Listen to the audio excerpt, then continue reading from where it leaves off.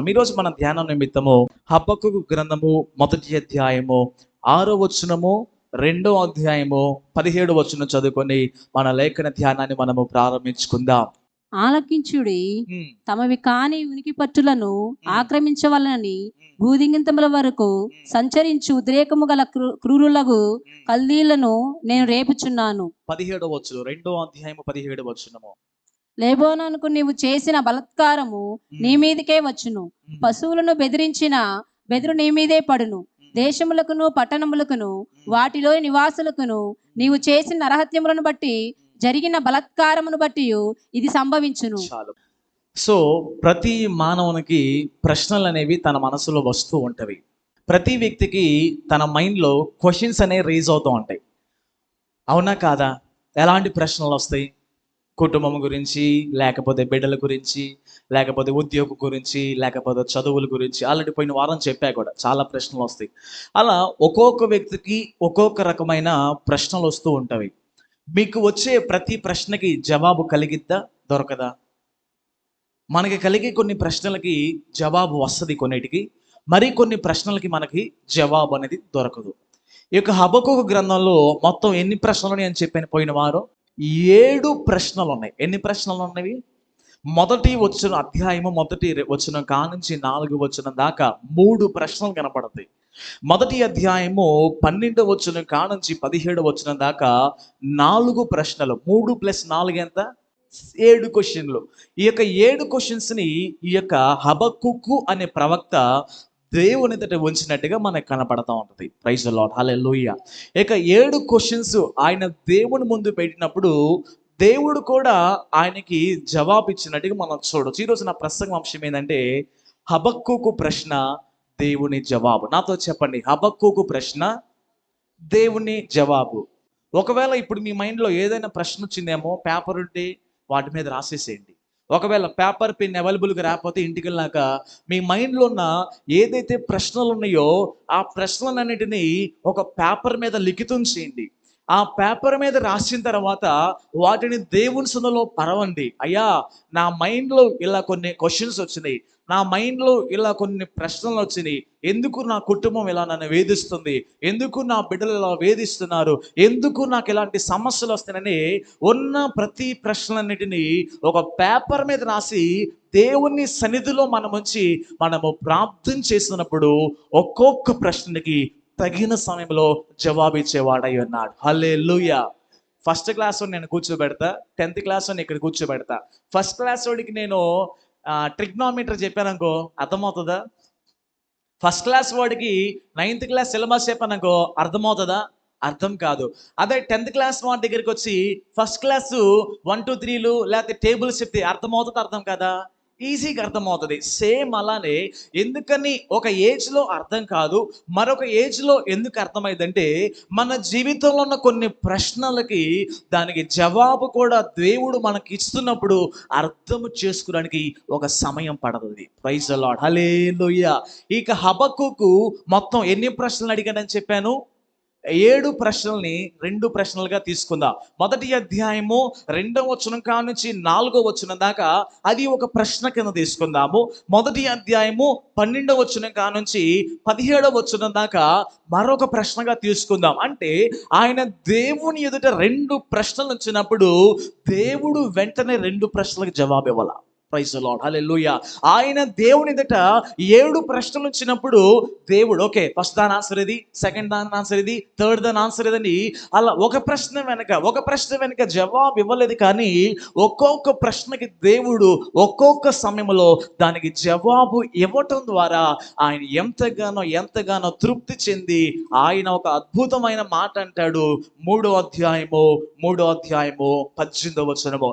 ఆయన ప్రశ్నలు అడిగి చివరికి దేవుడిచ్చిన సమాధానాన్ని బట్టి ఏమంటాడంటే, నేను యెహోవా యందు ఆనందించెదను, నా రక్షణకర్త నా దేవుని యందు నేను సంతోషించెదను. ప్రభువు యెహోవాయే నాకు బలము, ఆయన నా కాళ్ళను లేడి కాళ్ళ వలె చేయును, ఉన్నత స్థలముల మీద ఆయనను నడవ చేయును. ప్రారంభం ఎలా ప్రారంభించాడు?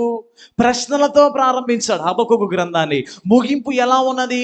దేవుని స్తుతిస్తున్నట్టుగా కనపడుతుంది, దేవుని ఆరాధిస్తున్నట్టుగా, దేవుని యందు సంతోషించినట్టుగా, దేవుని యందు ఆనందించినట్టుగా మనకు కనపడుతుంది. ఇదంతా ఒక రాత్రిలో జరగలేదు, కానీ తన జీవితంలో కొన్ని సంవత్సరాలు ఆయన ఇస్తున్న జవాబును బట్టి తన వ్యక్తిగత జీవితంలో ఎంతగానో దేవునిని ఆయన మహిమపరిచాడు. Praise the lord, hallelujah. ఈ రోజు నా ప్రసంగాంశం ఏమని చెప్పాను? హబక్కూకు ప్రశ్న, దేవుని జవాబు. హబక్కూకు ప్రశ్న, ఎందుకు ఇలా జరుగుతుంది? నాతో చెప్పండి, ఎందుకు ఇలా జరుగుతుంది? టీవీ ఓపెన్ చేసినప్పుడు, న్యూస్ పేపర్ చదివినప్పుడు ఈ ప్రశ్న ఎప్పుడైనా మీకు వచ్చిందా? టీవీ న్యూస్ పేపర్ పక్కన పెట్టండి, మన కుటుంబాన్ని ఓపెన్ చేసుకుందాం, మన కుటుంబాన్ని చూద్దాం. అలా చూసినప్పుడు మనలో వచ్చే ప్రశ్న ఏంటిది?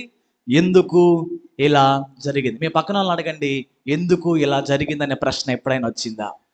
ఎందుకు ఇలా జరిగింది, ఎందుకు ఇలా జరుగుతుంది అనే ప్రశ్న ఎప్పుడు రాలేదా?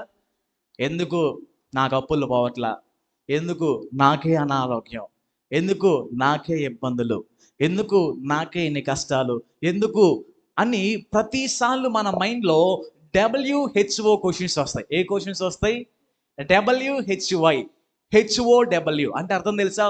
Why, who, whom, how. అంటే మన మైండ్లో ఎక్కువగా WH క్వశ్చన్స్ చాలా రైజ్ అవుతుంటవి. ఎందుకు ఇలా జరిగింది? ఇక్కడ కూడా ఈ హబక్కూకు కూడా దేవుణ్ణి అడిగిన ప్రశ్న ఇదే. జగడములు ఎందుకు జరుగుతున్నాయి? బలాత్కారం ఎందుకు జరుగుతున్నది? ఇదిగో బాధలు ఎందుకు జరుగుతున్నవి? నాశనం ఎందుకు జరుగుతున్నది? బలాత్కారం ఎందుకు కనపడుతున్నది? జగడాలు ఎందుకు జరుగుతున్నవి? కలహాలు ఎందుకు జరుగుతున్నవి? న్యాయం ఎందుకని మానిపోతున్నది? భక్తిహీనులు ఎందుకని నీతి పనులను చుట్టుకుంటున్నారు? ఎందుకని న్యాయం చెడిపోతుందని దేవుని ఎదుట కొన్ని ప్రశ్నలు WHO క్వశ్చన్స్ పెట్టడం జరిగినది. ప్రైజ్ ది లార్డ్, హల్లెలూయా. ఒక్కోసారి మన వ్యక్తిగత జీవితంలో కూడా ఈ హబక్కూకు లాగానే కొన్ని ప్రశ్నలు దేవుని ముందు ఉంచుతాం. బైబిల్లో హబక్కూకే కాదు, ఇంకా చాలా మంది కూడా దేవుని ప్రశ్నించారు. ఎంతమందికి గిడియోను తెలుసు? గిడియోను దేవుడిని అడుగుతాడు, అయ్యా ఇజ్రాయేల్ ప్రజలు ఎంతగా ఇబ్బంది పడుతున్నారు కదా, శత్రువులు వచ్చి ఎంతగానో ఆటంకంగా ఉంటున్నారు, ఎంతగానో ప్రజలు ఇబ్బంది పడుతున్నారు. 6వ అధ్యాయం 13వ వచనం న్యాయాధిపతుల గ్రంథంలో ఆయన ప్రశ్నిస్తాడు దేవుణ్ణి, ఎందుకని మమ్మల్ని కాపాడవు, ఎందుకని మమ్మల్ని తప్పించవు అని ఎంతగానో ఆయన దేవుణ్ణి ప్రశ్నించినట్టుగా మనము చూడొచ్చు. ఈవెన్ గిద్యోను మాత్రమే కాదు, ఈవెన్ ఇర్మియా కూడా దేవుణ్ణి ప్రశ్నించారండి. ఇర్మియా గ్రంథం 12వ అధ్యాయం 1 నుంచి 6 వచనాలు, ఇర్మియా గ్రంథం 12వ అధ్యాయం 1 నుంచి 6 వచనాలు చూసినట్లయితే ఇర్మియా కూడా చాలా ప్రశ్నలు వేసేవాడు. ఎందుకని నా కుటుంబీకులు నన్ను చంపటానికి వస్తున్నారు, ఎందుకని నా కుటుంబీకులు నా మీద వ్యతిరేకంగా మాట్లాడుతున్నారు? అక్కడ ఆయన జీవితం చూసినట్లయితే అనతోత్ అనే ప్రజలు ఇర్మియాని చంపటానికి వస్తారు. అంటాడు కదా, నేను ప్రవక్తని, నేను నీ సేవ చేస్తున్నా, నా కుటుంబాన్ని వదిలేసుకున్నా, నా బిడ్డలను వదిలేసుకున్నా, ఆస్తి మొత్తం వదిలేసుకొని నీ సేవ చేస్తుంటే ఎందుకని నాకు ప్రొటెక్షన్ లేదు, ఎందుకని నాకు హాని కలుగుతుందని ఇర్మియా కూడా దేవుణ్ణి ప్రశ్నించినట్టుగా మనము చూడొచ్చు. Praise the lord, hallelujah. Even ఇర్మియా మాత్రమే కాదు, ఈవెన్ ఏలియా కూడా ప్రశ్నించాడు. 3 వ్యక్తులు చెప్పారు. ఎవరెవరు ప్రశ్నించారు? ఫస్ట్ గిద్యోను, రెండోది ఎవరు? ఇర్మియా, మూడోది ఎవరు? ఏలియా. మొదటి రాజుల గ్రంథము 19వ అధ్యాయము, మొదటి రాజుల గ్రంథము 19వ అధ్యాయం 1 నుండి 18 వచనాల్లో ఆయన దేవుణ్ణి ప్రశ్నిస్తున్నాడు, అయ్యా నేను ఒక్కడినే మిగిలిపోయా, నాకు ఎవరు లేదు, ఇదిగో నన్ను చంపటానికి యెజబెలు వస్తుంది, నన్ను చంపటానికి యెజబెలు రాని ఎవరో ఒకరు పంపిస్తుంది, నాకు కాపాడటానికి, నన్ను భద్రపరచడానికి నాకు ఎవరో లేరని ఇర్మియా కూడా, ఎలా అయితే ఇర్మియా, గిద్యోను, ఏలియా కూడా దేవుడి సన్నిధిలో తమ ప్రశ్నల వర్షాన్ని కుమ్మరిస్తున్నారు. ప్రైజ్ ది లార్డ్, హల్లెలూయా. పోయిన వారం చెప్పా, ఎంతమంది గుర్తుంది? దేవుణ్ణి ప్రశ్నించడం తప్ప రైటా? దేవుణ్ణి ప్రశ్నించవచ్చు కానీ ఆయన శోధించకూడదు. ప్రైజ్ ది లార్డ్, హల్లెలూయా. నీ కుటుంబంలో ఉన్న ఎన్ని శోధనలైనా, నీ కుటుంబంలో ఎన్ని సమస్యలైనా మోషేలాగా దేవుణ్ణి ప్రశ్నించు, గిద్యోనులాగా దేవుణ్ణి ప్రశ్నించు, ఇర్మియాలాగా దేవుని ప్రశ్నించు, యోనాలాగా దేవుని ప్రశ్నించు, ఏలియాలాగా దేవుని ప్రశ్నించు, దేవుని మాత్రం నువ్వు శోధించకూడదు. Praise the lord, hallelujah. ఈ యొక్క హబక్కూకు కూడా ఆయన దేవుని ముందు ఎన్నో ప్రశ్నలు ఉంచుతున్నాడు. దేవుని ముందు ఎన్నో ప్రశ్నలు లేపుతూ ఎందుకు ఇలా జరుగుతుంది, ఎందుకు అలా జరుగుతుంది, ఈవెన్ నా వ్యక్తిగత జీవితంలో కూడా కొన్నిసార్లు ఇలానే ప్రార్థన చేస్తుంటా. ఎందుకని నిత్యం మా దేశంలో ఇంకా పర్సిక్యూషన్ రైజ్ అవుతుంది, ఎందుకని ఇంకా సేవకుల మీద దాడులు జరుగుతున్నవి, ఎందుకని అనేకమైన సంఘాలు తగలబడుతున్నారు, ఎందుకని మతోన్మాదులు ఇంత విచ్చలవిడిగా దేవుని నమ్ముకున్న వాళ్ళని చంపేస్తున్నారు, ఎందుకని ప్రభుత్వాలే ఇదిగో దేవుని బిడ్డలకు సహకరించకుండా ఈ యొక్క విగ్రహాలకి సపోర్ట్ చేస్తూ కొన్ని కోట్లు పెట్టుబడి పెడుతూ ఎంతగానో చేస్తున్నారు, ఎందుకని మన దేశంలో 2000 సంవత్సరాల క్రితం సువార్త అందిన ఇంకా ఎందుకని మన దేశము రక్షించబడలేదని చాలాసార్లు ఈ ప్రశ్న నా మైండ్లో వచ్చినవి. Praise the lord, hallelujah. మీ క్వశ్చన్ చెప్పమంటారా? యేసు ప్రభు దేవుడు ఎవరి దేవుడు అంటారు? అందరూ అమెరికా దేవుడు అంటారు. లెక్క ప్రకారంగా యేసు ప్రభు పుట్టింది ఎక్కడ? ఆసియా ఖండంలో. మీ క్వశ్చన్ చెప్పంటారా? అమెరికాకు ముందు వెళ్ళిన సువార్త, ఇండియాకి ముందు వచ్చిన సువార్త? ఇండియాకే సువార్త ఫస్ట్ వచ్చింది. ప్రైజ్ గాడ్, హల్లెలూయా. ఇండియాకి సువార్త ఎప్పుడు వచ్చిందంటే AD 60లో వచ్చింది, లేకపోతే AD 50లో వచ్చింది. యేసు ప్రభుల వారు AD 30లో పరలోకాన్ని ఆరోహణం అయ్యాడు. ఆయన ఆరోహణం అయిన తర్వాత 10-15 సంవత్సరాలకి యావరేజ్గా రౌండ్ ఫిగర్ 50-60 AD 60లో మన భారతదేశానికి సువార్త వచ్చింది.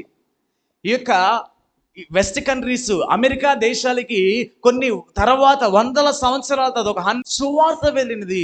కానీ ఇప్పుడు ఎక్కువ సువార్త ఎక్కడ ఉంది? మన దేశంలో తక్కువైపోయింది. ఇదే ప్రశ్న, దేవా మా దేశానికి ఎప్పుడో సేవకులను పంపించావు, మా దేశానికి 2000 సంవత్సరాల క్రితమే సేవకులు వచ్చి ఎంతగానో వారి మరణాన్ని కూడా వాళ్ళు వెనక ముందు ఆలోచించకుండా తన ప్రాణాన్ని త్యాగం చేసి హతసాక్షులు అయిపోయారు కదా, ఎందుకని ఇంకా నసరాపేట రక్షించబడాల? ఎందుకని ఇంకా విశ్వాసుల్లో సరైన మార్పు రావట్లా? ఎందుకని ఇంకా దేశంలో ఉద్యోగం రావట్లా? ఎందుకని ప్రాంతాలు కదిలించబడలేదని ఇలా ఎన్నో ప్రశ్నలు ప్రతిరోజు నా మైండ్లో వస్తూ ఉంటాయి. ప్రైజ్ ది లార్డ్, హల్లెలూయా. నేను అనుకుంటున్నాను నా మైండ్లో వచ్చిన ప్రతి ప్రశ్నకు దేవుడు ఏదో ఒక రోజు జవాబు ఉంచాడు. హల్లెలూయా. మీ వ్యక్తిగత కుటుంబ జీవితాల్లో కూడా ఉన్న ప్రతి ప్రశ్నలు కూడా దేవుడు మీకు అనుకూల సమయంలో జవాబు అనుగ్రహించును గాక. సో ఈరోజు ఈ ప్రశ్నలన్నీ ఈ యొక్క హబక్కూకు గారు రైజ్ చేశారు. దేవుడు ఏమి జవాబు ఇచ్చాడో 2 మాటలు చెప్పేసి నా మాటలు ముగిస్తా.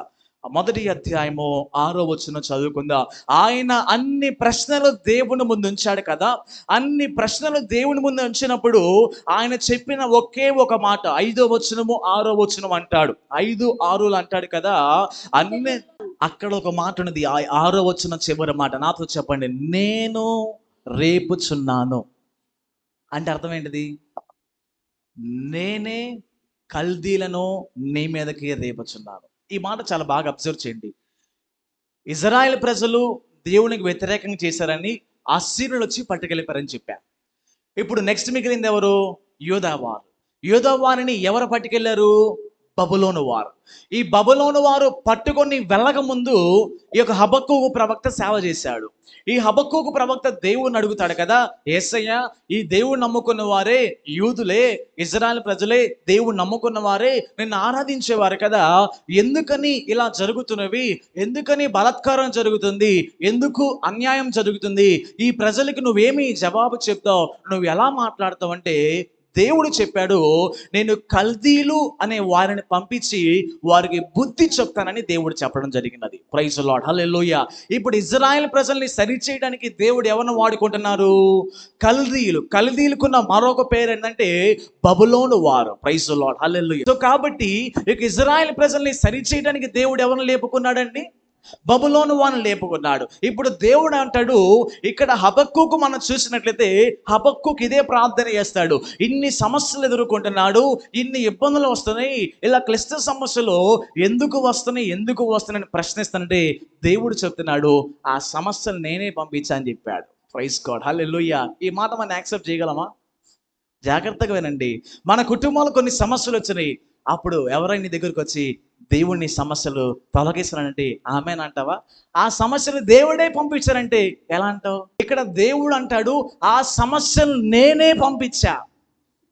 ఆ బలాత్కారం జరుగుతున్నది కదా, నాకు ఇదే ఆలోచన, ఎందుకని మా దేశంలో ఎంతగా అప్డేట్ అయింది, మన ఇండియా చాలా అప్డేట్ అయినప్పటికీ ఇంకా ఎందుకని అజ్ఞానంగా ప్రవర్తిస్తున్నారు, ఇంకా ఎందుకని ఇటువంటి భయంకరమైన వరదలు కానీ, భయంకరమైన కోల్కట్టా లాంటి విషయాలు కానీ, లేకపోతే భయంకరమైన జమ్మూ కాశ్మీర్లో కానీ, ముంబైలో కానీ, బెంగళూరులో కానీ ఎందుకని వాళ్ళ జరుగుతున్నాయి అంటే మొదటి కారణం దేవుడు ఏం చెప్తానంటే, I have just allowed it to happen. దేవుడు ఒకటే మాట, అవి జరగటానికి నేను అనుమతించా, అంతే. Praise the lord, hallelujah. మీరు బాగా గుర్తుపెట్టుకోండి, దేవుని యొక్క జ్ఞానానికి, దేవుని యొక్క ఆలోచన లేకుండా ఈ ప్రపంచంలో ఏది జరగబోదు కూడా. ఈ ప్రపంచంలో అందుకే బైబిల్ అంటాడు కదా, మన తలలో ఉన్న వెంట్రుకంట నల్లగా ఉన్నది తెల్లగా మారటం కూడా దేవుడు తెలుసంట.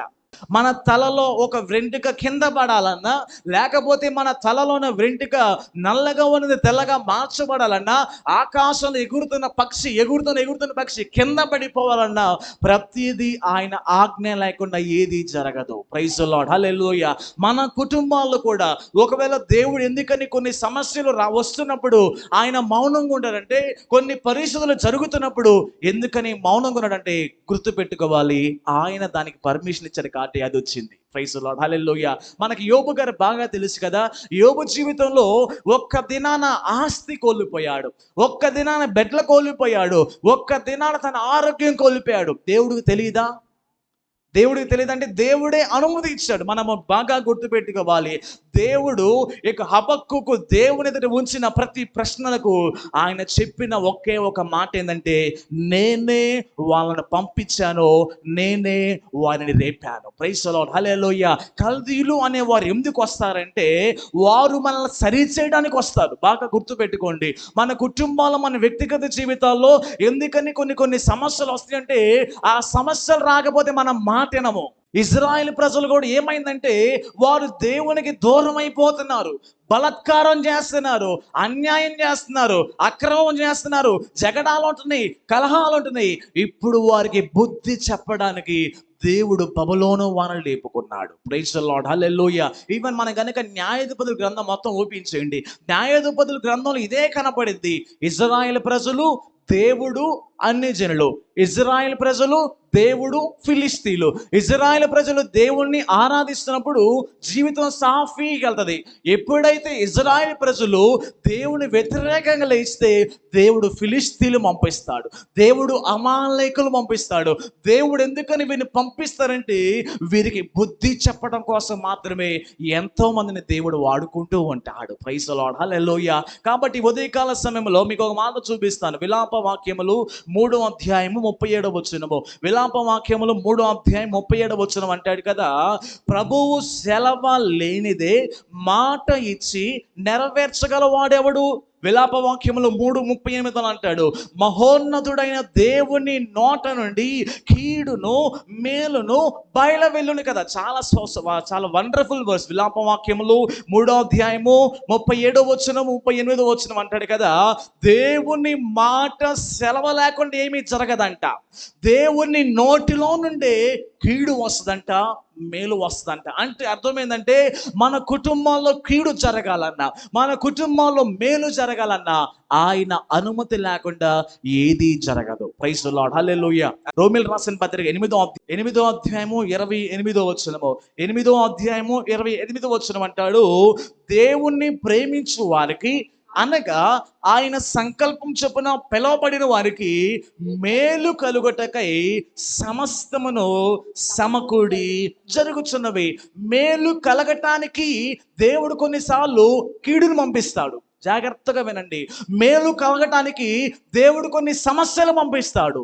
మనకి మేలు కలగటానికి కొన్ని నాశనం జరిగిద్ది, మనకి మేలు కలగటానికి కొన్ని నష్టాలు జరుగుతాయి, మనకి మేలు జరగటానికి కొన్ని కీడు మనం అనుభవించాలి. Praise the lord, hallelujah.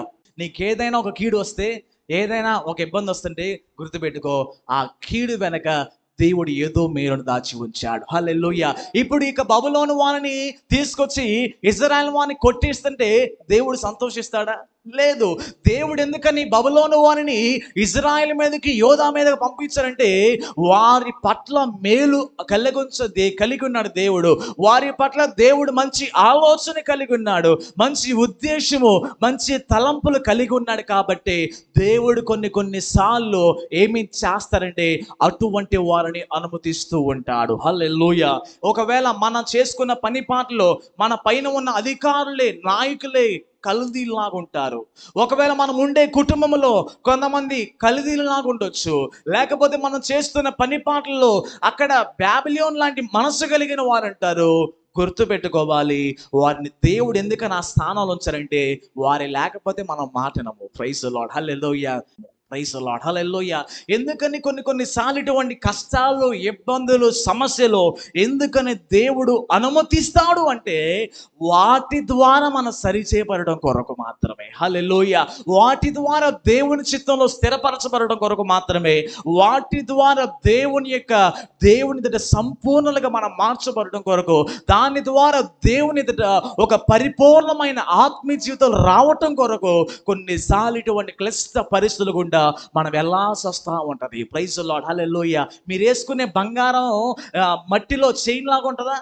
మీరు వేసుకునే బంగారం కానీ, మీరు వేసుకునే వెండి కానీ మట్టిలో గొలుసులాగా ఉండదు. మట్టిలో ఎలా ఉంటుంది? చిన్న మొక్కలుగా ఉంటుంది.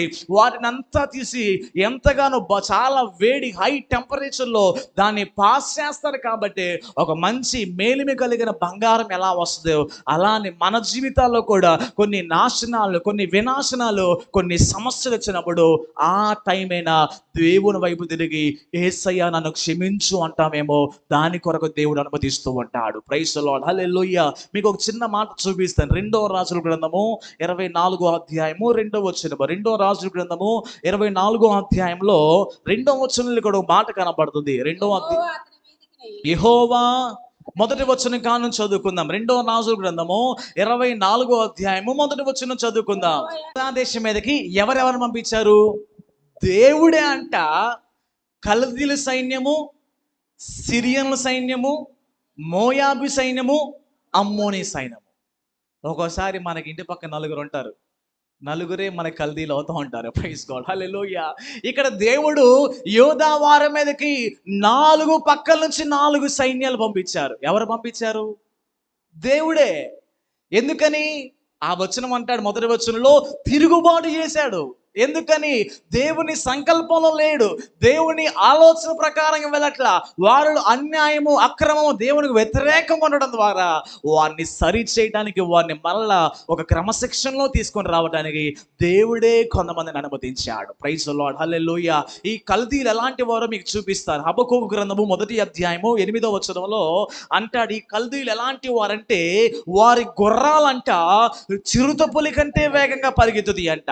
వారి గుర్రాలంట తోడేళ్ళు కంటే చురుకైనవంట. అంత పవర్ఫుల్ హార్సెస్. అంత మాత్రమే కాకుండా వారి దగ్గరున్న సైనికులు ఎలాంటి వారు?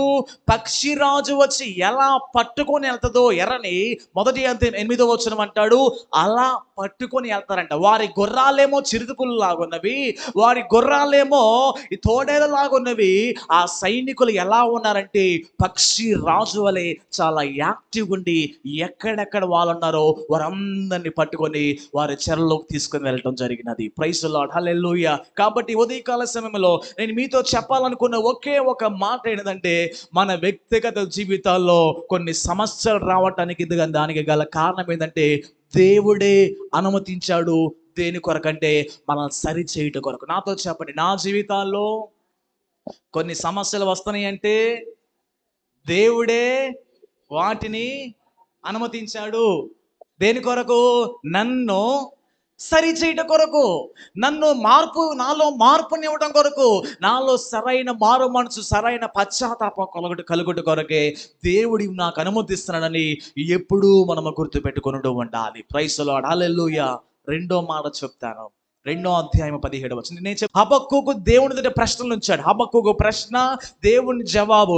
ఎందుకు ఇలా జరుగుతుంది అన్నదానికి మొదటి ఆన్సర్ ఏంటిదంటే దేవుడే అనుమతించాడు జరగటానికి. 2వ అధ్యాయము 17వ వచనం చదువుకుందాం. Why it is happening. దేవుడు ఫస్ట్ ఇచ్చిన ఆన్సర్ ఏంటిది? నేనే అనుమతించా. రెండోది, humans are the reason to happen.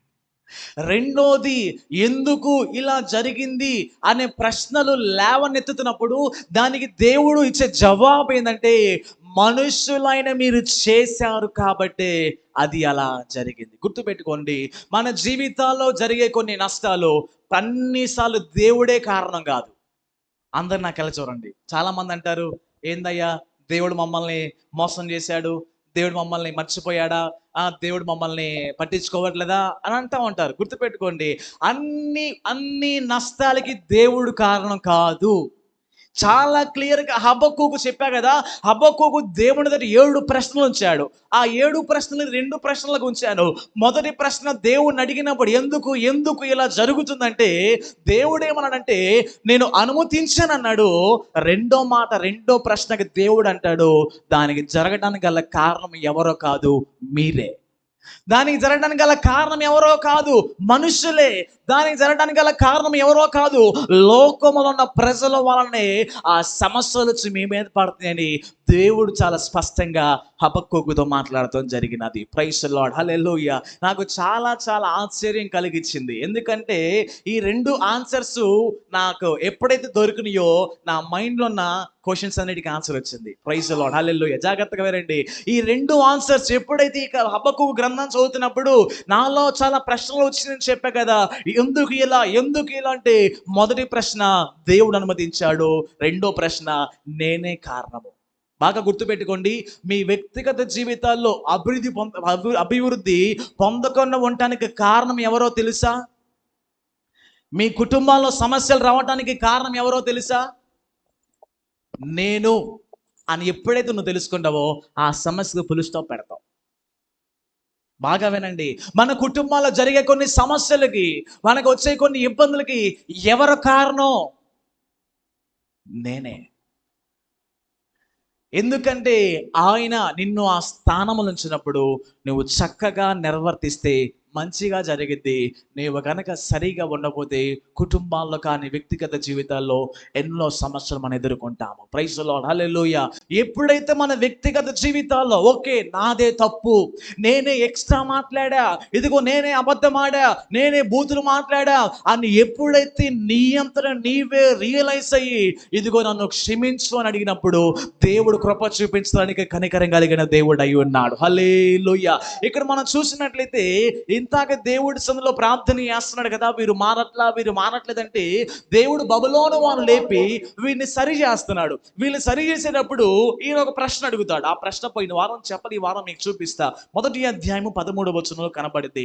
ఆ ప్రశ్న దేవుణ్ణి ఏమని అడిగాడంటే, ఆయన 1వ అధ్యాయం 13వ వచనం అంటాడు, దుర్మార్గులు తమ కంటే ఎక్కువ నీతి పనులను నాశనము చేయగా. చాలా జాగ్రత్తగా అబ్జర్వ్ చేయండి. దుర్మార్గులు తమ కంటే ఎక్కువ నీతి పనులను నాశనము చేయగా నీవు చూచియు ఎందుకని ఊరుకొని ఉన్నావు. అంటే అర్థమైందండి. హబక్కూకు అంటాడు, బబులోను వారు దుర్మార్గులయ్యా, ఇశ్రాయేలు ప్రజలు నిన్ను నమ్ముకున్నవారు, ఇశ్రాయేలు ప్రజలు నీతిమంతులు, ఎందుకని దుర్మార్గులు నీతి పనులని వాళ్ళు హింసిస్తుంటే ఊరుకొని ఉంటామంటే దేవుడు ఒక జవాబు చెప్తాడు. 2వ అధ్యాయము 1వ వచనము 2వ వచనం చదువుదాం. దేవుడు అంటాడు కదా, 2వ అధ్యాయం 1-2 వచనాలు అంటాడు, ఇదిగో నీవు ఆ గోపురం ఎక్కాలి. ఆ గోపురం ఎక్కిన తర్వాత నీవు అక్కడ ఒక చదివేవాడు పరిగెత్తుతున్నప్పుడు చదవటానికి వీలవునట్లుగా ఆ దర్శన విషయంలో పలక మీద స్పష్టంగా రాయి. దేవుడు ఒకే మాట చెప్తాడు, నీకు కొన్ని డౌట్స్ వచ్చినాయి కదా, నీకు ఆన్సర్స్ కావాలి కదా, నేను నీకు ఆన్సర్ చెప్తాను. నీకు ఆన్సర్ కావాలంటే నీవు గోపురం మీదకెక్కి నేను చూపించే దర్శనాన్ని రాయమని చెప్తాడు. ఎలా రాయమని చెప్తాడు ఆయన? ఒక వ్యక్తి పరిగెత్తుకుంటూ వెళ్తే ఆగకుండానే చదవాలంట. ఒక చదువువాడు అంటాడు కదా, 2వ వచనం చివరి మాటల, చదువువాడు పరిగెత్తుచు చదువు వీలవునట్లు. అంటే అంత పెద్ద అక్షరాలతో నువ్వు రాయాలి. ఏమని రాయాలి? దేవుడు చెప్తున్నాడు, ఇక ఇశ్రాయేలు ప్రజల మీదకి నాశనము కానీ వినాశనము కానీ వారి జీవితాల్లో నష్టాలు రావడానికి గల కారణము దేవుడు 5 చెప్తాడు. ఎన్ని కారణాలు చెప్తాడు దేవుడు? 5 కారణాలు. ఫస్ట్ పాయింట్ చెప్పా, ఎందుకు ఇలా జరిగింది, దానికి ఆన్సర్ ఏంటిది? దేవుడు అనుమతించాడు. రెండోది, ఎందుకు ఇలా జరిగింది అనడానికి రీజన్ ఏంటిది? మనుషులమే కారణము. ఈ మనుషులు ఏం చేశారో 5 విషయాలు దేవుడు చెప్పాడు. అవి చెప్పేసి నా మాటలు నేను ముగిస్తా. మొదటి 2వ అధ్యాయము 6వ వచనం చూపిస్తాడు. 2వ అధ్యాయం 6వ వచనం అంటాడు, వారిలో ధన ఆశ ఉన్నదంట. రాసుకోండి కావాలంటే. 2వ అధ్యాయము 6వ వచనములో వారిలో ధన ఆశ. 2వ అధ్యాయము 9వ వచనంలో వారిలో దురాశ ఉన్నది.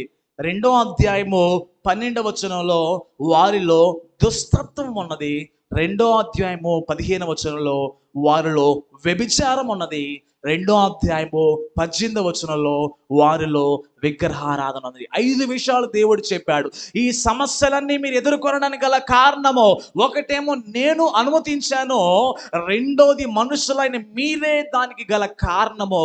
ఎందుకంటే మీలో చాలా మందిలో ధన ఆశ ఉన్నది, మీలో చాలా మందిలో దురాశ ఉన్నది, మీలో చాలా మందిలో దుష్టత్వం ఉన్నది, మీలో చాలా మందిలో వ్యభిచారం ఉన్నది, మీలో చాలా మందిలో విగ్రహారాధన ఉన్నది.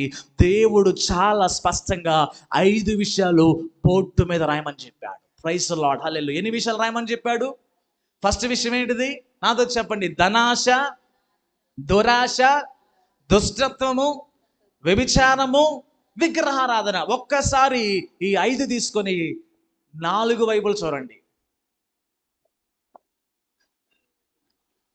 South India, north India, east India, middle India, west India అన్నీ చూడండి.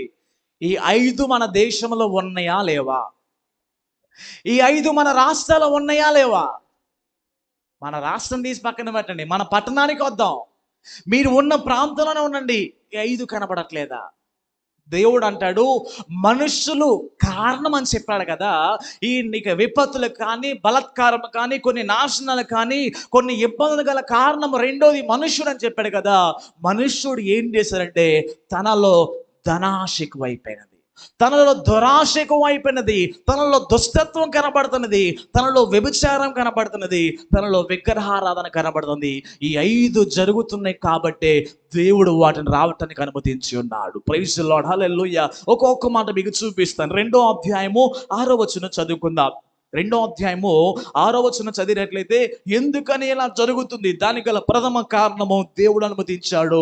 2వ కారణము మనుషులే దానికి కారణము. మనుషులు ఏమి చేశారు? 2వ అధ్యాయం 6వ వచనం చదువుకుందాం. తనది కాని దానిని ఆక్రమించి అభివృద్ధి పొందిన వానికి శ్రమ, తాకట్టు సొమ్మును విస్తారముగా పట్టుకుని వానికి శ్రమ. బహుజనముల ఆస్తిని నీవు కొల్లపెట్టి ఉన్నావు గనుక శేషించిన జనులు దేశములకును పట్టణములకును వాటిలోని నివాసులకు నీవు చేసిన నరహత్య బట్టి, బలాత్కారం బట్టి నిన్ను కొల్లపెట్టుదురు. ఇజ్రాయెల్ ప్రజల గురించి దేవుడు ఏదో చెప్తున్నాడు. కేవలం ఇది ఇజ్రాయెల్ ప్రజలకు మాత్రమే లిమిట్ కాలా, ఇది బబులోను వారికి సంబంధించింది, ఈవెన్ మన భారతదేశానికి కూడా సంబంధించింది. దేవుడు చెప్తాడు కదా, ఎవరైతే తమది కాని ఆస్తిని ఆక్రమించి అభివృద్ధి పొందుతారో వారికి శ్రమ అని దేవుడు చెప్తున్నాడు. ప్రైజ్ ది లార్డ్, హల్లెలూయా. 8వ వచనం అంటాడు కదా, బహుజనముల ఆస్తిని నీవు కొల్లు పెట్టి ఉన్నావు. చాలు, ఇక్కడ మొదటి మాట చెప్పాలనుకున్నాను. ఇజ్రాయెల్ ప్రజల గురించి దేవుడు చెప్తున్న మాట ఏంటంటే, ఇవన్నీ ఎందుకు జరుగుతున్నాయి అంటే వారిలో చాలా మంది అంట తమద కాని ఆస్తిని లాక్కుంటున్నారంట. ఏం చేస్తున్నారండి? బైబుల్, న్యూస్ పేపర్లో భూ కబ్జాలు చదివారు ఎప్పుడైనా? టీవీస్లో భూ కబ్జాలు చేయట్లేదా? ఈ రోజుల్లో బయట ప్రపంచంలో ఎలా ఉంటుందంటే చాలా మంది ప్రజలు అంటాడు, చాలా లేఖనాలు స్పష్టంగా చెబుతున్నవి, తనది కాని ఆస్తిని, తనది కాని ధనాన్ని ఎంతగానో లాగేసుకోవాలని ఒక్కొక్కరిలో భయంకరమైన ధన ఆశ ఉంటుంది. Praise the lord, hallelujah. మీరు బాగా గుర్తుపెట్టుకోనండి, ఒకవేళ మనలో కన్నా ధన ఆశ ఉందేమో. అందుకే తిమోతి రాసిన పత్రికలో చాలా స్పష్టంగా చెప్తాడు. మొదటి తిమోతి రాసిన పత్రిక 6వ అధ్యాయము 17వ వచనం అంటాడు, ఇహమందు ధనవంతులైన వారు గర్విష్ఠులు కాక అస్థిరమైన ధనమయందు నమ్మిక ఉంచక సుఖముగా అనుభవించుటకు సమస్తమును మనకు ధారాళముగా దయచే దేవుని యందే నమ్మిక ఉంచుడని ఆజ్ఞాపించము. కింద ఒక వచనాలు అంటారండి, ఆ ధనము కొరకే ఒకరికొకరు పొడుచుకొని చంపేశారంట. ఆ ధనము కొరకు ఎంతగానో అంటాడు కదా, ఎంతగానో చాలా భయంకరంగా చంపేసుకున్నట్లుగా. ఇహలోక ధనము, అస్థిరమైన ధనము గుర్తుపెట్టుకోనండి. ఒకవేళ మనలో ధనాశ ఉన్నదేమో ప్రార్థన చేసుకుందాం, అయ్యా నాలో ఈ ధనాశ ఉన్నది నాలోంచి తొలగించండి అని ఎప్పుడైతే మనము ప్రార్థన చేసుకుంటామో దేవుని కార్యములు సంపూర్ణంగా మనము చూడగలుగుతాము. Praise the lord, hallelujah. Bible నుంచి చిన్న ఎగ్జాంపుల్ మీకు చూపిస్తాను. మొదటి రాజులు 21వ అధ్యాయం, మొదటి రాజుల గ్రంథము 21వ అధ్యాయంలో ముగ్గురు వ్యక్తులు కనపడతారు. యెజెబెలు, అతని భర్త నాబోతు అనే వ్యక్తులు కనపడతాడు. అహాబు రాజు, యెజెబెలు అనే రాణి, నాబోతు అనే వ్యక్తి కనపడతాడు. వాళ్ళు ఏమి చేస్తారంటే తమదగాని స్థలాలు, తమదగాని పొలము, తమదగాని స్థలాన్ని లాక్కోవడం కొరకు నాబోతుని చంపేశారు. మొన్న ఒక రోజు ఏమైందంటే టీవీలో చూశాను, ఆస్తి కోసం అంట స్కార్పియో కారుతో వాళ్ళ నాన్నగారిని గుద్దించిందంట ఒక అమ్మాయి. వాళ్ళ కూతురంట కొన్ని డబ్బులు ఇచ్చి, ఆ స్కార్పియో కారు వాళ్ళకి డబ్బులు ఇచ్చి, మా నాన్న ఈరోజు పలానా టైంలో నడుచుకుంటే వెళ్తాడు, గుద్దేసేయండి, పిల్లలు ఎవ్వరు లేరు, ఆస్తి నాకు వచ్చిందని చంపేపించింది. అదొక్కటే కాదు, చాలా. ఈవెన్ మొన్న ఒకసారి ఏమైందంటే వారి అమ్మగారు వాళ్ళ నాన్నగారు తమకు ఆస్తి రాయట్లేదని ఒక అబ్బాయి ఏం చేశారంటే వారి అమ్మ నాన్నకి పేకలు నొక్కేసి చంపేశాడు. ఇది నేను చెప్తుంది కట్టుకథలు కాదు, నిజంగా జరుగుతున్న వాస్తవాలు. అంటే ఇక్కడ దేవుని వాక్యం ఏం సెలవిస్తుందంటే ఇజ్రాయేల్ ప్రజలు కూడా ఏం చేస్తారంటే తమది కాని ఆస్తిని, తమది కాని వాటిని వారు లాగేసుకుంటున్నారు. 8వ వచనం అంటాడు కదా, ఆస్తిని కొల్ల పెట్టి ఉన్నావు కాబట్టి నీవు కూడా చివరికి కొల్ల పెట్టబడతావని దేవుడు చెప్తున్నాడు. రెండో మాట చూపిస్తాను, టైం లేదు కాబట్టి ముందుకు. ఒకటి, వారిలో ధనాశ ఉన్నది. ధన ఆశ ఉండటం ద్వారా వారిలో ఎన్నో నష్టాలు, ఎన్నో ఇబ్బందులు కలుగుతున్నవి. రెండో మాట చూపిస్తాను, దురాశ ఉన్నది వారిలో. 9వ వచనం అంటాడు కదా, తనకు అపాయం రాకున్నట్లు తన నివాసమును బలపరుచుకొని తన ఇంటి వారి కొరకై అన్యాయముగా లాభమును సంపాదించుకున్న వారికి శ్రమ. చాలా బాగా అబ్జర్వ్ చేయండి. 9వ వచనం అంటాడు, తనకి అపాయము రాకుండా ఉండడం కొరకు తన నివాసాన్ని బలపరుచుకొని తన ఇంటి వారి కొరకు అన్యాయముగా లాభము సంపాదించుకున్న వారికి శ్రమ. రెండో మాట అన్నాడు, వారిలో ఒకటి ధన ఆశ మాత్రమే కాదు, రెండోది దురాశ అన్నదంట. దురాశ ఏమని చేసిద్దంటే ఈ 9వ వచనం అంటాడు, వాళ్ళంట మా కుటుంబమే బాగుపడాలనుకుంటారంట. ఇక్కడ కూడా వీళ్ళు ఏమంటారంటే 9వ వచనంలో మా ఇల్లు బాగుండాలి. 9వ వచనం అంటాడు కదా, తన నివాసం బలపరుచుకుంటారు, తన ఇంటి వారి కొరకు అన్యాయముగా లాభము సంపాదించుకున్న వారికి శ్రమ. 10వ వచనం అంటాడు కదా, నీవు చాలా మంది జనములను నాశనం చేయొచ్చు, నీ మీద నీవే నేరస్థాపన చేసి ఉన్నావు, నీ దురాలోచన వల్ల నీ ఇంటి వారికి అవమానము తెచ్చి ఉన్నావు. ఈ రోజుల్లో చాలా భయంకరముగా ఈ చదువుకున్న లేఖనాలు కనబడుతున్నవి. తమ కుటుంబాలు బాగుపడటానికి, తమ కుటుంబాలు ధనికులుగా మార్చబడటానికి, తన ఇంటి వారు ఉన్నతమైన స్థానాల్లో ఉండడానికి ఎంతగానో అన్యాయమో, ఎంతగానో అక్రమమో, ఎంతగానో దురాశ కలిగి, ఎంతగానో భయంకరంగా ఈ ప్రపంచంలో మనకి చాలా చాలా స్పష్టంగా కనబడుతుంది. కాబట్టి మన జీవితాలని ఎప్పుడైనా సరే న్యాయముగా మనము సంపాదించాలి, న్యాయముగా మనము జీవించాలి. కానీ అన్యాయముగానో, దురాశగానో, లేకపోతే ధనాశగానో ఎప్పుడు ఇటువంటి మైండ్ సెట్ మనలో ఉండకూడదు. అటువంటి ఉంటే ఈ రోజే ప్రార్థన చేసుకుందాం, యేసయ్య నన్ను క్షమించండి, నాలో ధనాశ, నాలో దురాశ తొలగించాలని మనము ప్రార్థన చేద్దాం. మూడో మాట మీకు చూపిస్తాను. 12వ వచనం అంటాడు, 12వ వచనం చదువుకుందామా. 2వ అధ్యాయం 12వ వచనం అంటాడు కదా. మూడోది మనం చూసినట్లయితే దుష్టత్వము లేక నరహత్య. మొదటి మాట ఏం చెప్పానండి? ధనాశ. రెండో మాట ఏం చెప్పాను? దురాశ. మూడవది ఏంటిది? దుష్టత్వము లేక నరహత్య. ఈ రోజుల్లో భయంకరమైన హత్యలు జరుగుతున్నాయా లేవా? ఈ రోజుల్లో భయంకరంగా ఒకరికి ఒకరు చంపుకుంటున్నారా లేదా? ఈ రోజుల్లో భయంకరంగా ఒకరంటే ఒకరు పడకుండా వారు మాటలతో జవాబు చెప్పట్ల, మాటలతో సెటిల్మెంట్ కావట్ల. ఏదైనా సెటిల్మెంట్ చేయాలంటే తలకాయలే లేపేస్తున్నారు, కుటుంబాలే లేపేస్తున్నారు, కుటుంబీకులందరినీ చంపేస్తున్నారు. ప్రైజ్ ది లార్డ్, హల్లెలూయా. దేవుడు చెప్తున్నాడు, ఇదిగో ఇశ్రాయేలు ప్రజలారా, మీలో బలాత్కారం జరగటానికి, మీకు సమస్యలు రావటానికి, మీకు బాధలు రావటానికి గల కారణం, రెండో కారణం ఎవరంటే మీరై ఉన్నారు. దానికి గల కారణం ఏంటంటే మీలో చాలా మంది ఒకరికొకరు చంపేసుకుంటున్నారు, ఒకరికొకరి మధ్య నరహత్య కలుగుతున్నది, ఒకరి మధ్య సమాధానం లేదు, ఒకరి మధ్య సరైన న్యాయం లేదు. ఎంతగానో దుష్టత్వం కలిగి మీరు జీవిస్తున్నారు కాబట్టి మీకు శ్రమ కలిగిద్ది, మీకు ఇబ్బంది కలిగిద్దని దేవుడు చెప్తున్నాడు. ప్రైజ్ ది లార్డ్, హల్లెలూయా. 13వ వచనం అంటాడు, వ్యర్థమైన దాని కొరకు కష్టపడి జనులు క్షీణించుదురు. ఈ వ్యర్థమైన వాటి కొరకు మనం ప్రయాసపడితే అది క్షీణించిపోతుంది. ఈ ధనాశ కొరకు మనం పరిగెత్తితే ఆ ధనం ఒక రోజు నాశనం అయిపోతుంది. ఈ దురాశ కలిగి మన కుటుంబాలే బాగుండాలి, మిగతా వాడు నాశనం అవ్వాలి అని ఆశ అని అనుకుంటే మనమే నాశనానికి వెళ్ళిపోతాము. మనమే నరహత్యలు చేస్తూ దుష్టత్వం కలిగిస్తుంటే అది భారతదేశమైన, అది ఎంతవంటి ఉన్నతమైన స్థానంలో ఉన్న ప్రతి దేశము కూడా నాశనమైపోయిందని చెప్పడంలో ఏమాత్రము సందేహం లేదు. ప్రైజ్ ది లార్డ్, హల్లెలూయా. 3 విషయాలు చెప్పాను. మనుష్యుడే కారణము. సమస్యలు రావటానికి, వినాశనం రావటానికి, భూకంపాలు రావటానికి, వరదలు రావటానికి, కొన్ని భయంకరమైన వార్తలు వినటానికి దానికి గల కారణము దేవుడు మాత్రమే కాదు, ఈవెన్ మనిషి యొక్క పాత్ర కూడా ఉన్నది. మనిషి చేస్తున్న నరహత్య, మనిషి చేస్తున్న అక్రమము, అన్యాయము, తనలో ఉన్న ధనాశ వలన ఇవి జరుగుతున్నాయని దేవుడు చాలా స్పష్టంగా చెప్తున్నాడు. ప్రైజ్ ది లార్డ్, హల్లెలూయా. 4వది చూపిస్తాను. 4వది మనిషిలో ఏమున్నదంటే 15వ వచనం అంటాడు. 15వ వచనం అంటాడు కదా, పొరుగువాని మానము చూడవాలని ఘోరమైన ఉగ్రత కలిపి వారికి త్రాగనిచ్చి వారిని మత్తులుగా చేశారు. అంటే అర్థం ఏంటిది?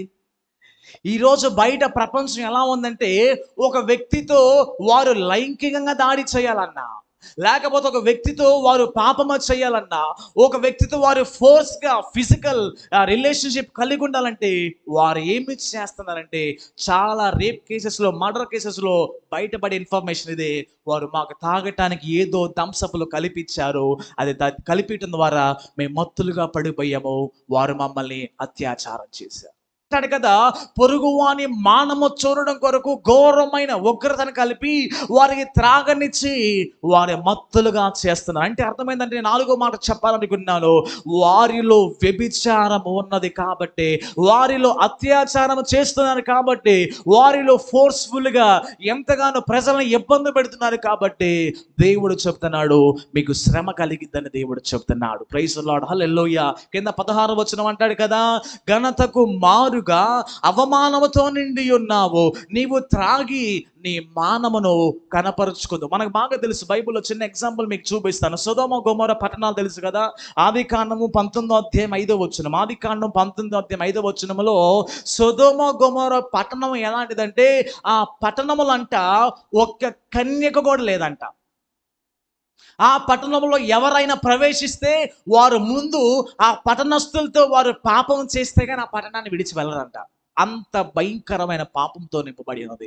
అంత మాత్రమే కాకుండా ఆ వారిలో నివసిస్తున్నారు కాబట్టి లోతు పిల్లల మనసు కూడా పాడైపోయినది. అందుకే వారి పిల్లల మనసు, వారు ఆ ప్రాంతంలో తిరిగారు, ఆ ప్రాంతంలో ఉంటున్నారు కాబట్టి ఈవెన్ వారికి కూడా అటువంటి ఆలోచన వచ్చి వారి తండ్రితో వారు పాపమ చేశారు. కాబట్టి అంత మాత్రమే కాకుండా ఈవెన్ వారింటికి 2 దేవదూతలు వస్తే 2 దేవదూతలతో కూడా వారు పాపమ చేయాలని ఆలోచించారు. భయంకరంగా ఉంది బయట ప్రపంచము. ఎలా ఉందంటే, ఒక యవనస్తుడితో నువ్వు 5 నిమిషాలు మాట్లాడలేవు బయట ప్రపంచంలో. ఒక చిన్న పిల్లోడితో, వాడు చిన్న పిల్లోడు అనుకోవచ్చు, 5th class, 10th class, 8th class, చిన్న పిల్లల మనసులో కూడా ఏమైపోతుందంటే భయంకరంగా పాడైపోతున్నవి. ఇవన్నీ చూసినప్పుడు మనం ఏం చేయాలి? ఇప్పుడు మన ప్రపంచంలో జరుగుతున్న ప్రమాదాలు, జరుగుతున్న శ్రమలు, దానికి గల కారణం ఎవరంటే మనమే కారణం. అయ్యా మీరు జ్ఞాపకం చేసుకోండి, మమ్మల్ని క్షమించరని మనము ప్రార్థన చేయాలి. హల్లెలూయా. 5వది చూపిస్తాను. 5వది అంటాడు 18వ వచనంలో, 18వ వచనం 2వ అధ్యాయం 18వ వచనం అంటాడు, చెక్కడపు పనివాడు విగ్రహము చెక్కుట వలన ప్రయోజనమేమి, పనివాడు మోగబొమ్మను చేసి దాన్ని రూపించిన దానిని నమ్మికచ్చడం వలన ప్రయోజనమేమి, అబద్ధములు బోధించు పోత విగ్రహం నమ్మికచ్చడం వలన ప్రయోజనమేమి, కర్రను చూచి మేల్కో, మోగరాతని చూచి లెమ్మని చెప్పువాని శ్రమ అది ఏమైనా బోధింపగలదా? అది బంగారముతోను వెండితోనూ పోతబడి నేను. గడిచిన వారం అంతా ఏం జరిగింది మన ఇండియాలో? ఇది కాదా? ఇక్కడ అంటాడు కదా 19 వచనంలో, కర్రను చూచి మేలుకో, తర్వాత మోగరాతని చూచి లెమ్మని చెప్పువానికి శ్రమ. ఇప్పుడు మన దేశంలో ఎందుకని వరదలు, ఎందుకని మన దేశంలో జరుగుతున్న వింటున్న వార్తలు, ఎందుకని భూకంపాలు, ఎందుకని కరువులు, ఎందుకని యుద్ధాలు వినపడతాయి అంటే ఈ 5 ఉన్నాయి కాబట్టి జరుగుతున్నవి. ప్రైజ్ ది లార్డ్, హల్లెలూయా. 5 ఏమేమని చెప్పాను? విగ్రహారాధన భయంకరంగా పెరిగింది. సంవత్సరం అపార్ట్మెంట్లో విగ్రహారాధన, సంవత్సరం బజార్లో విగ్రహారాధన. ఒకప్పుడు ఏమైందంటే ఊరుకొచ్చి 1-2 బొమ్మలు ఉంటాయి. ఇప్పుడు ఏమైంది? ఇంటి పేరట కూడా వచ్చేసింది. ప్రైజ్ ది లార్డ్, హల్లెలూయా. ఇప్పుడు ఈ రోజు మనం గుర్తుపెట్టుకోవాలి, దేవుడు చెప్తున్నాడు ఎందుకు ఇలా జరిగిందంటానికి దేవుడు ఇచ్చిన 2 జవాబులు. మొదటి జవాబు ఏం చెప్పాడు? నేను అనుమతించా. రెండోది మీరే కారణము. మన కారణం ఎందుకని మనలో ఏముంది? ఒకటి విగ్రహారాధన, రెండోది వ్యభిచారము, మూడోది ఏంటిది? నరహత్య, దుష్టత్వము, నాలుగోది ఏం చెప్పానంటే అన్యాయం లేక దురాశ, మొదటిది ధనాశ. ఇవి 5 మనలో కనబడుతున్నాయి కాబట్టి మన దేశంలో ఎన్నో సమస్యలు మనం ఎదుర్కొంటున్నాము. ఇప్పుడు మనం ఏం చేయాలి? పరీక్షించుకోవాలి. నాలో ధనాశ ఉన్నదా? నాలో నాలో దురాశ ఉన్నదా? నాలో దుష్టత్వం ఉన్నదా? నాలో వ్యభిచారం ఉన్నదా? నాలో విగ్రహారాధన ఉన్నదా? మీరు అనొచ్చు, నేను బొమ్మలుగా మొక్కట్లా.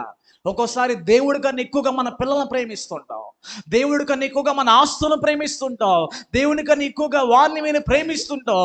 అవే ఒక విగ్రహాలుగా మారుతున్నాయేమో మనము ప్రార్థన చేసుకోవాలి. కాబట్టి దేవుని మాట 20 వచనం, వండర్ఫుల్ వర్డ్, 2వ అధ్యాయం 20 వచనం అంటాడు కదా, అయితే యెహోవా తన పరిశుద్ధాలయములో ఉన్నాడు, ఆయన సన్నిధి లోకమంతయు మౌనముగా ఉండునుగాక. మనం ఆరాధించే దేవుడు ఎక్కడున్నాడండి? మనం ఆరాధించే దేవుడు ఎక్కడున్నాడు? పరిశుద్ధాలయములో ఉన్నాడు. ఆయన ఆకాశ మండలములో, ఆయన పరలోకములో, ఆయన సింహాసనం మీద ఆసీనుడై ఉన్నాడు. అబ్బా తండ్రి అని పిలవంగానే నేను ఉన్నాను అని పలికేవాడై ఉన్నాడు. ప్రైజ్ ది లార్డ్, హల్లెలూయా. ఆ బొమ్మ ముందు నువ్వు మాట్లాడిన ఏం పలకదు, బొమ్మ ముందు నువ్వు ఏడ్చినా పట్టించుకోదు. అంటాడు కదా బైబిల్, అంటాడు వాటికి కళ్ళు ఉంటాయంట, చూడలేవంట, చేతులుంటాయి ఏమి పని చేయలేవు, కాళ్ళుంటాయి ఏమి నడవలేవు, నోరుండిద్ది ఏవి మాట్లాడలేవు. మనం ఆరాధించే దేవుడు, చూచే దేవుడు, ఆయన పని చేసే దేవుడు, నడిచే దేవుడు, మనతో మాట్లాడి మన కుటుంబాల్లో కార్యాలు చేసే దేవుడు అయి ఉన్నాడు. హల్లెలూయా. కాబట్టి మనం ప్రార్థన చేయాల్సింది ఏంటంటే ఈ భయంకరమైన విగ్రహారాధన, భయంకరమైన వ్యభిచారము, భయంకరమైన నరహత్యలు, దుష్టత్వము, అంత మాత్రమే కాకుండా దురాశ, ధనాశ, ఇవన్నీ ప్రజలలో పట్టి పీడిస్తుండగా యేసయ్య మమ్మల్ని జ్ఞాపకం చేసుకో, యేసయ్య మమ్మల్ని క్షమించని ఎప్పుడైతే దేవుని సన్నిధిలో ప్రార్థన చేస్తామో ఆయన క్షమించే దేవుడై ఉన్నాడు. హల్లెలూయా. ఒక వాక్యం చదివి ప్రార్థన చేసుకుందాం. 2వ దినవృత్తాంతర గ్రంథము 7వ అధ్యాయము 14 వచనము.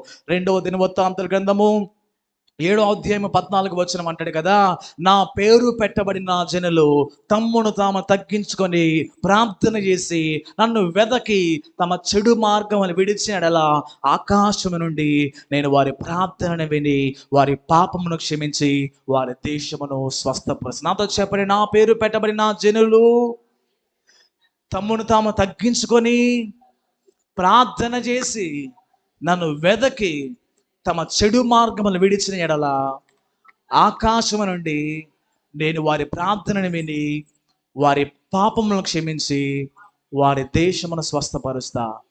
మనం క్షమాపణ కోరుకోకుండా, మనము ప్రార్థన చేయకుండా అలానే పాపము చేస్తుంటామంటే ఇప్పుడు విన్న వార్తల కంటే ఈ సంవత్సరం ఆఖరిలో 2025లో భయంకరమైన వార్తలు వింటాం. నేను చెప్పిన మాట అందరూ వింటున్నారా?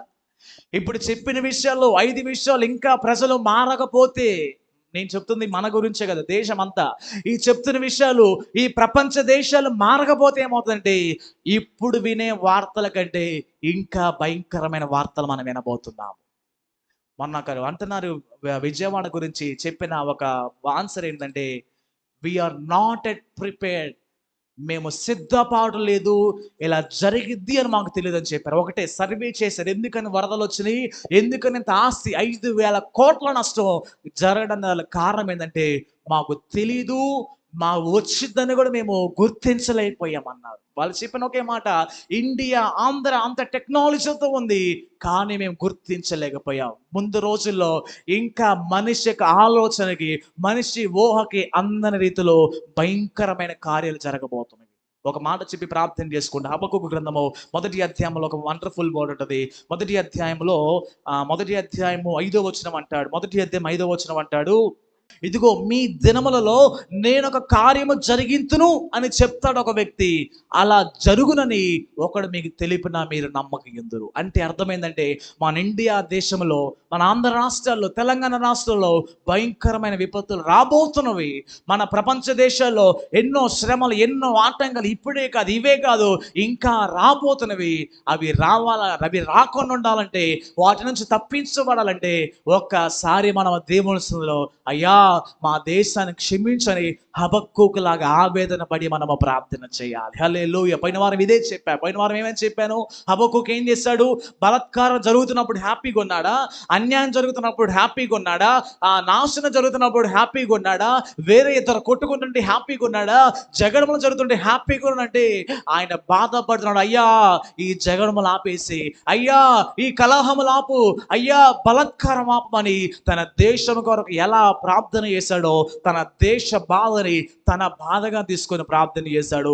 ఈరోజు దేవుడు మనతో మాట్లాడుతున్న మాట ఏంటంటే, ఈ ఎందుకు ఇలా జరుగుతున్నవి హబక్కూకు ప్రశ్నించాడు. దేవుడు జవాబిచ్చాడు, నేను అనుమతించాను.